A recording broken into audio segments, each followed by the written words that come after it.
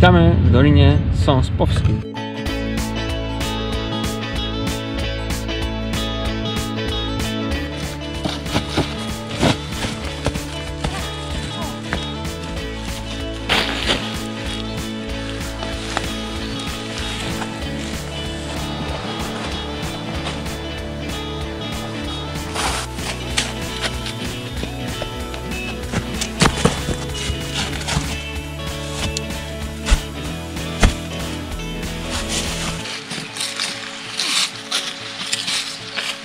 No i gdzie my jesteśmy?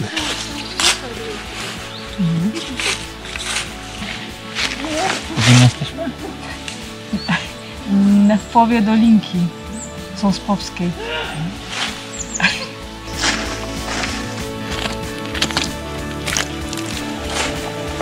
O, jaki fajny patyk.